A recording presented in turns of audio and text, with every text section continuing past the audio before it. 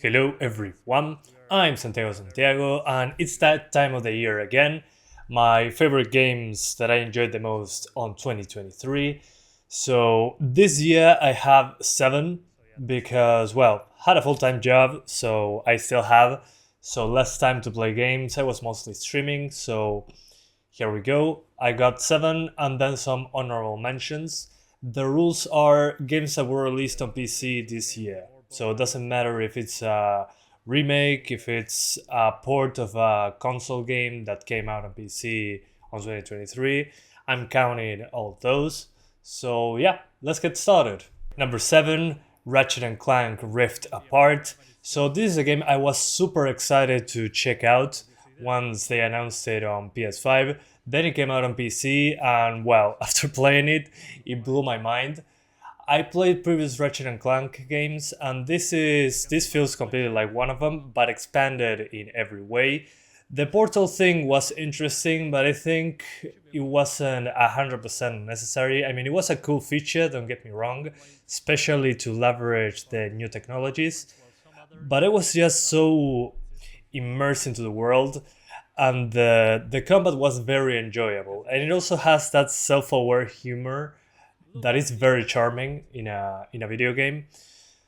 And it reminded me of older games that I played when I was younger, for example, like Spyro and Crash Bandicoot, that mascot style of game. So yeah, good combat, good environments, beautiful graphics, and it ran fantastically well on PC as well. Good job Nixes on that one. There was a lot of options in the options menu. I had some performance issues in certain parts, but the game overall was very good on the PC port side of things. All things considered this year, man, the PC ports we had this year. So yeah, that's Ratchet and Clank. Number 6, Witchfire Early Access. I was a little bit adamant to put this one in the list because it's early access and it's getting improved quite significantly already. We have out of 5 or 6 maps, only 2 available at the moment, but the gameplay is absolutely amazing. The graphics are gorgeous. I mean, it's the people that worked on The Vanishing of Ethan Carter, Painkiller, etc., etc., so they know how to do those environments justice. But then on the combat, I was super impressed on how similar it was to Destiny. That's what they tried to emulate, apparently. Not emulate, but take inspiration from. And I really enjoyed the roguelike elements about it, because you start with basically a revolver that needs to be reloaded every 6 or 8 shots. And then as you get kills with the weapons, you start getting new functions. For example, the revolver, after, I don't know, 25 kills, you can unlock a skill that is you do multiple headshots in a row and the gun gets more powerful after a reload. Things like that make the game more of a progression-based thing, but in a roguelike element type of thing. I don't know how to explain it, but the more you play, the more you level up, the harder the areas get. And sometimes you get some random stuff that ruins your playthrough, your run, better said. So I think it still needs some balancing, but what we have on gameplay, graphics, is a very solid foundation. So I'm very excited to see how the game improves. Hopefully we get version 1.0 with all the maps soon. But I stopped playing because I don't want to get bored of the game before it has all the content. So if you guys can check it out, it's amazing. I think next year is releasing on Steam, unfortunately an Epic exclusive, and it runs fantastically well, actually, considering the visuals. It's Unreal Engine 4, but very little stutter, just traversal stutter for the most part. So yeah, great guns, great visuals, great gameplay, very solid foundation, and let's get it on Steam next year. Number 5, Dead Space Remake or Dead Space 2023. So yeah, I know, controversial pick, but Dead Space 2023 feels like a completely different game. It's a reimagining of the original. The story, I know it's the same, but now the protagonist speaks, and some of the mechanics were changed, but first of all, visually gorgeous. It's incredible how much new dynamic lighting from this generation affects how the game looks. I also like how they changed, for example, some of the mechanics regarding the levels. Before you had to flip a switch or something, now you have to reassign power to certain parts of the map in order to progress. And when you're going to progress into certain part, you have the option to either turn off the power or turn off the oxygen. So if you turn off the power, you're in complete darkness. It's so creepy. It's awesome, and it has that survival horror thing similar to Resident Evil 4. The game was inspired from. And what to say about Dead Space? I mean, great gameplay, great visuals. The story gets you very hooked. The audio quality in this game is absolutely amazing. I used 3D audio for it, and it was very creepy. Especially when you're getting attacked, you hear the sounds of the monsters crawling close to you, and then some crazy music, terror music starts sounding, and you know that it's coming for you. Very gory as well. It's a game with no compromises, excepting that they didn't patch it on PC, so there's a lot of stutter. Otherwise, man, this game is so enjoyable. If you like survival horror, this is the way to go. No way around it. And you can get it to play it with EA Play, so if you have that subscription, you should be able to play it. So yeah, highly recommend it. This one was incredible. Number 4, Alan Wake 2. So I've been playing Alan Wake since, 2012, 2010. When it released on PC for the first time, I fell in love with the story and the characters, some of the characters. I wanted a sequel for like a decade, so it's awesome to be able to experience it. But it's a very different game from the first Alan Wake. It tries to be some survival horror like, I don't know, like the Resident Evil remakes recently when it comes to gameplay. But at the same time, it has some elements from the original. It's a different beast. And I really like that you have two characters with parallel storylines going at the same time, and you can jump between one and the other. You're not forced to change to one or the other unless you finish one of the storylines first.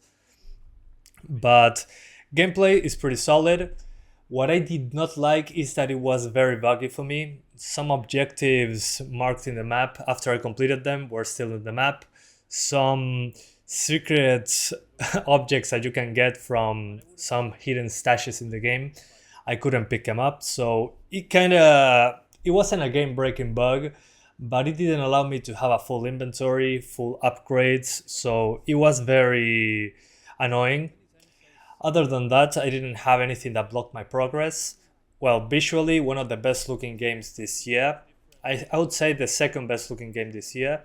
Has path tracing and all that. I've been using it, playing at 6 FPS, but I had to lower the resolution quite significantly. I'm playing like at 1080p with some DLSS magic going there, but it requires a very beefy PC. Now they added New Game Plus also and a new difficulty option. But again, despite being like survivor horror, there were a lot of jump scares that are cheap and unnecessary. I really liked the story. You had to pay a lot of attention. I like reading the manuscript fragments and all that. And I don't know, I think it was a great way to complete the story that was already there from the previous game.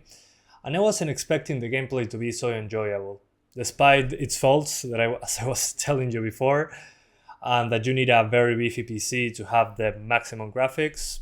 It was one of my best experiences playing a game this year, especially the musical part.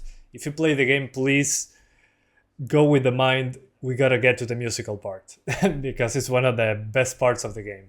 Number 3, Hogwarts Legacy. So this is a game that I wanted to have for the longest time in my life. I mean, I watched the first Harry Potter film when I was 5 years old. Yeah, I'm a guy from 1995. I was born there. Well, what to say about it? It's the dream of every Harry Potter fan. You get to explore Hogwarts, you get to go to class. Although it's a little bit weird that you start as a 5th year, but for gameplay purposes, I understand. You can fly around Hogwarts and out of it. It's a pretty large map, but a lot of it feels empty, especially when you're the farthest away from Hogwarts. Yeah, there's monsters, there is some stuff to fight, but I don't know. It feels that there's a lot of empty space, so you fly around with a broomstick, which you get very early on in the game, actually. So yeah, I love the combat, very simplistic, but for a Harry Potter game, it feels adequate, I would say. The story wasn't amazing, it was okay, but it wasn't anything special. It was just the experience of running around Hogwarts, doing chores in the Harry Potter universe, with in combination with the combat, with the amount of beasts. I don't know. It just feels like a very solid game from a technical standpoint as well. But there's a big issue with the PC port. There's lots of stuttering, especially in Hogsmeade. And trust me that this year I upgraded my computer. I have a 13700F, an i7, and a 4070 Ti. And the game still has stuttering issues in quite a few areas, especially again Hogsmeade, Hogwarts. It improved a little bit on that front, but it wasn't amazing. So yeah, I hope one day we get a better a better patch for that. But it even came out on the Switch, which is pretty impressive, and the PS4. But those are very cut down versions. But anyway, what I played about it, I really enjoyed. I have more than 50 hours on it. I tried to do absolutely everything. Yeah, especially if you're a Harry Potter fan, I highly recommend it. Very enjoyable experience. Number 2, this is a surprising one, RoboCop Rogue City. So this is a game I wasn't expecting to have in this list. The developers Stay-On are the people that are responsible for Rambo the video game, which was awful. Then the very good Terminator Resistance video game, which wasn't a Real Engine 4 game that had some Far Cry elements. But RoboCop Rogue City takes it to the next level. They're really jumping into more... I mean, it's a AA game. The facial expressions and the character rendering are very pared back in comparison to the rest of the game, except in RoboCop. RoboCop is perfectly modeled and animated, but the environments are gorgeous. They made this game on Unreal Engine 5. There's a lot of destructibility when fighting the enemies, lots of very heavy gore, which I really enjoy. The game also doesn't take itself too seriously, has a sense of humor. Before playing the game, I decided to watch RoboCop 1 and 2 for the first time. This game takes place between RoboCop 2 and 3. People told me not to watch RoboCop 3, so I watched 1 and 2. And they're so faithful to the source material. It feels like you're playing a movie that never came out from RoboCop. It has a lot of charm, a lot of care put into the characters. So, well, and the combat, while it's very basic, feels like a game from a previous generation with better visuals. I really love the side quests when you are doing police activity, to say it in some way. But it also, again, doesn't take itself too seriously. So there's a lot of funny side quests that feels like a side quest in a Yakuza game, to put it as an example. But again, the combat, while basic, it works, is solid enough. It has a great slow-mo ability.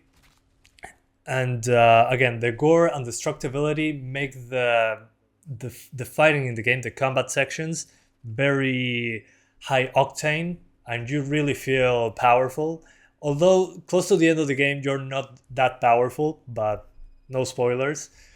So yeah, this game is amazing. Happy to have it on number 2. I beat it in like 3 sittings. It was amazing. Although crank up that difficulty on normal, the game seems to be a little bit too easy, and it's missing a New Game Plus mode. Other than that, hats off to Taeyeon. The game was amazing, and I hope they add New Game Plus, because the game is very enjoyable, and I want to do more. And finally, number 1, The Lord of the Rings column. I mean, the day before. Sorry guys. Resident Evil 4 remake. Yeah, there it goes. Probably expected by you guys, but this is a game that I couldn't stop playing this year. I mean, It's probably not fair, you would say, to put a remake in here, but it's a completely different game from the original. Yeah, the story is basically the same, has some adjustments, but the gameplay is completely different. The engine, the environments are all made from the ground up for this, so it's basically a new game, to say it in some way. So let me see how many hours I have into that game. I have 80 hours in Resident Evil 4 Remake, and I do not regret it. Also, the Separate Ways expansion for $10 was a great value. You have a lot of extra time into it. I finished the game in professional without New Game Plus, so I've been suffering in some sections of the game. So I played the freak out of the game. I 100% it. I have all the achievements, and I do not regret it. It was very enjoyable from beginning to end. It's a very high quality video game, very little bugs, little to none, I would say, at least on my side. Very replayable. There's a lot of stuff to unlock. There's a lot of things to do, and yeah, hats off to Capcom. They did an amazing job with this game. There's a lot of weapons that were changed for the sake of fitting in this new type of Resident Evil 4 experience. But overall, yeah, I have nothing bad to say about it. Graphics are great, performance is great. Only, well, the TAA implementation is horrible. I had to use a mod to force DLSS or FSR for the game to look good instead of being all shimmery all over the place. Yeah, I cannot wait for the next remake of Resident Evil. This one was the best so far, so yeah, that's my number one. Okay, so now that I said my 7 top most enjoyed games this year, I have some honorable mentions. One of them is Cyberpunk 2077 2.1 plus the Phantom Liberty DLC. They completely, yeah, they rehauled the game completely. It feels like a completely different game now. And I gave it a chance and started a new save. I think, 25% through the game, and I'm enjoying it quite a bit. The story especially surprised me a lot, and the gameplay also feels less like trying to be an RPG. It feels more like an action game now, more than an RPG, which at least for me is not a bad thing. But people that are into Cyberpunk are probably annoyed about that fact. Well, visually, it's a completely next generation game. I've been trying path tracing, but it's very performance heavy, so I've been using rasterized graphics just for performance reasons. But I think the game is now worth playing, especially now that it's going to be discounted in the upcoming sales. So I bought it for like $30. So yeah, great value. Well, my other honorable mention is not a game that is on PC, but in a year or two is probably coming there. This year I got a PlayStation 5 and I've been playing some of those Sony games that didn't come out on PC. And that game is Spider-Man 2. So Spider-Man 2, again, I'm pretty sure in a couple of years we'll see it on PC. Blew my mind. It's basically, people are calling it a safe sequel and whatever, but that's fine for me. If it ain't broke, don't fix it. And there's so much to do in the game on the story side. I like that you have 2 Spider-Men, but it still feels like the story is centered around the Peter Parker Spider-Man. I ignore Miles quite a bit in the game. I mean, I played mostly as Spider-Man. I don't know. I feel like they didn't balance that properly. Well, graphically, super advanced, of course. It has forced ray tracing even on PS5. Well, even on PS5 is the only platform. And again, it feels like an expanded Spider-Man 1, which is a good thing. You have all those side quests. The annoyance of completing districts was simplified. The movement is significantly better. You can move very fast through the map with the wingsuit plus the swinging. And there's a lot of new additions to the combat. The story, it was okay. I mean, I was expecting more from this. And hopefully next time Mary Jane doesn't feel like like the most powerful character in the game. So yeah, that's Spider-Man 2. Can't wait for it to come to PC and put full ray tracing 120 FPS or whatever. So yeah, let's jump into the next one. And my final honorable mention is for Avatar Frontiers of Pandora. This game came out less than a week ago, and it surprised me quite a bit actually, because I wasn't expecting, first of all, the visuals to be so impressive. I mean, the amount of foliage and complex geometry you got on camera, on the screen, is absolutely mind-blowing. It really feels like a current-gen game now. And they really optimize it well for high core count CPUs, higher end GPUs as well. Although there's forced ray tracing in there for the water volumes, which makes sense. I mean, considering how big the environment is, if the water didn't have enough reflection, it would feel out of place. I don't know how to explain it, but it's very faithful to the source material. Visually, again, blew my mind. Gameplay feels more like some liked Far Cry. It's not exactly like Far Cry, but you can see that it comes from that formula. It's again like Far Cry Light, to put it in some way. But the best way to experience this game, there's an immersive mode that doesn't tell you where to go. It kind of tells you, okay, there's like a waterfall, and next to it you'll find XYZ character. So it allows you to explore the environment, try to find yourself around all that thick jungle. Also, the movement is very, very fluid, especially later when you upgrade. And the combat, again, it's okay. Feels like Far Cry Light. You have some rifles, some bow and arrows, some explosives. And there's less combat than in a Far Cry game. It feels more like an exploration with combat game for me. And again, very faithful to the source material. I was very impressed. So yeah guys, those are my picks for my top games of 2023. What a great year for gaming this was. And while that's true, at the same time, what a year for broken games and unfinished stuff and poor performance. And well, many video cards died in this year because 4 gigs of VRAM seems to be no longer the minimum. The minimum I would say is 6, but I wouldn't get a GPU with less than 1 GB of VRAM nowadays.